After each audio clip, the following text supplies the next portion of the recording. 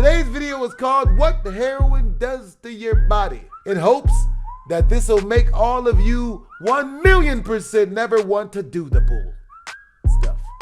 Let's do this. Heroin was first manufactured in 1898 by the Bayer Pharmaceutical Company of Germany and marketed as a treatment for tuberculosis, as well as a remedy for morphine addiction. Made from the resin of poppy flowers, other chemicals are added and it's then filtered and refined to become the street drug known as heroin. The average cost of a single dose of 0.1 grams of heroin is approximately $15 to $20 in the US, costing between $150 and $200 per day for an addict to support their habit. In this episode of the Infographics Show, we'll be exploring just how bad the drug is as we find out, what does heroin do to your body? Before we answer that question, let's first look at how the drug is taken and how many heroin users exist in the US. Heroin is an opioid derivative, and an estimated 13.5 million people in the world take opioids, of which 9.2 million are heroin users. According to the National Drug Survey on Drug Use and Health in 2016,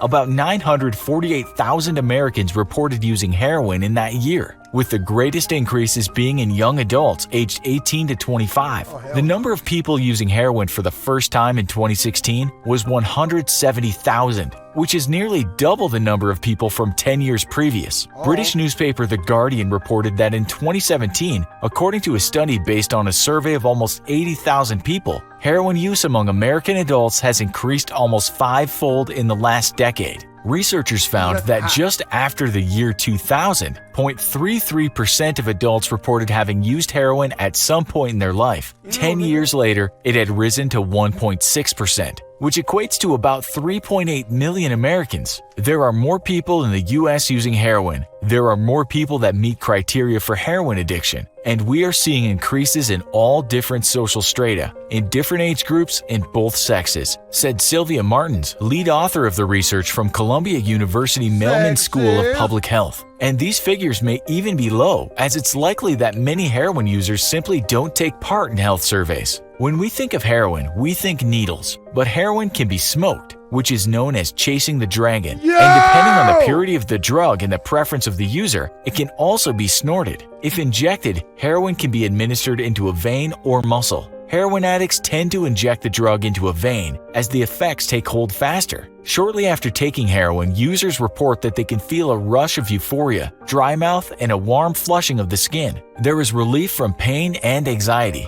Arms and legs often feel unnaturally heavy. The body temperature increases, the mouth becomes parched, and people often feel nauseous and vomit. The heart rate slows or is irregular. Breathing will also slow down and a person goes into a dreamlike state, falling in and out of consciousness. All of these effects relate to taking a small amount of heroin. Depending on the tolerance level of the user, an addict will have a much higher tolerance and need more of the drug to feel the same effect. But effects on your body can ultimately be what leads. If you start doing heroin or meth, I can guarantee you'll never get another blowjob a day in your life. Females can still get a bloke, and some dudes will try to eat anything.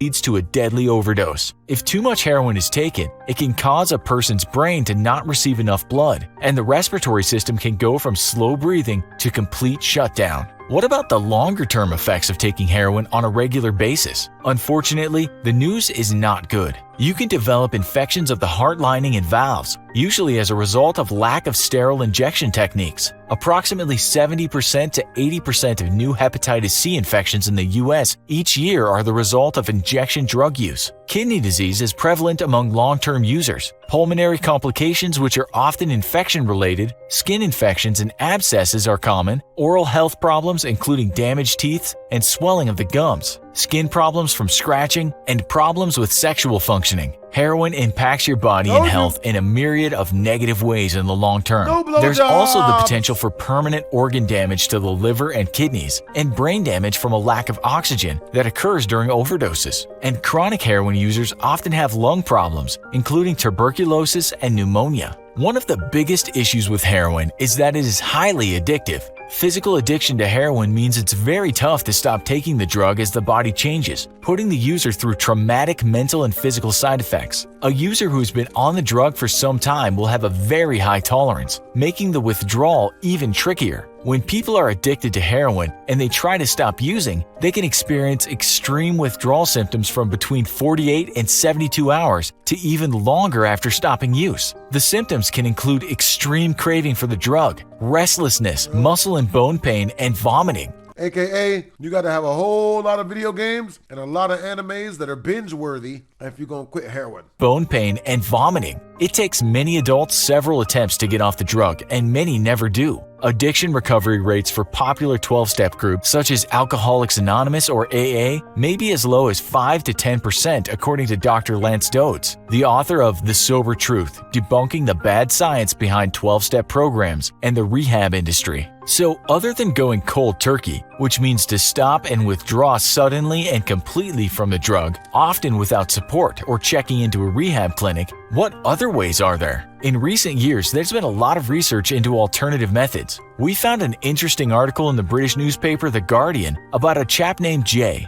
Jay was smoking cigarettes and marijuana at the age of 12, snorting cocaine by 16, and by the time he turned 18, he was onto heroin and crack cocaine. Amazingly, he still went through university and managed to land a job as a banker in the City of London. But it didn't last long, with Jay's marriage, health, and life in general breaking down as he continued to take drugs. By that point, Jay was mostly taking heroin, following an unrelated stomach operation that left him addicted to painkillers before he got back onto heroin after the doctor stopped the prescription. Jay took the rehab route and checked into a $13,000 a week center in Thailand in 2016. He was clean for a while, but like many addicts, Jay relapsed. Then a friend told him about ibogaine, a drug from an obscure African plant that Jay's friend said would enable him to come off heroin without the lengthy, painful withdrawal and stay off. His friend said the drug would help Jay understand where his addictive behavior was coming from. It would invoke a spiritual experience, as if speaking to God. After a lot of online research and speaking to different doctors overseas, Jay eventually flew to South Africa to try the treatment. One Monday morning, he took a test dose of ibogaine. He swallowed a small capsule with a glass of water. An hour later, Jay felt like his withdrawals had disappeared. The next 12 to 18 hours were a blur, though he remembered one vivid dream. I could see a lady, almost like Mother Mary, shaking a finger at me. She was offering to take me to wherever she was going, and I was saying no, no, no. Jay flew back home, and in the 10 months since, he hasn't had a single relapse. He explained to the Guardian newspaper that he had developed a new sense of confidence, has a new job and girlfriend, and finally feels like a functioning member of society.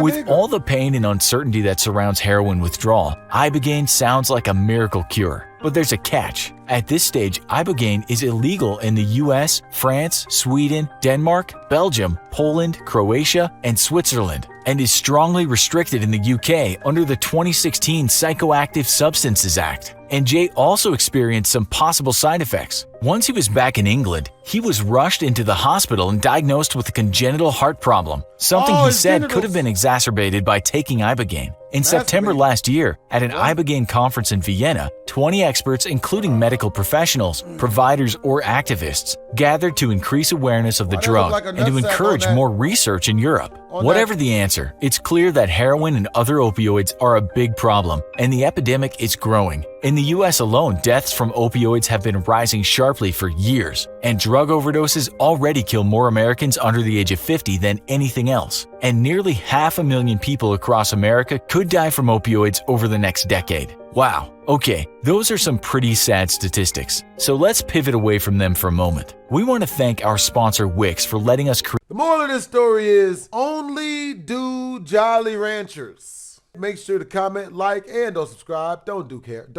heroin. This is your boy BlastphamousHD. Prisms.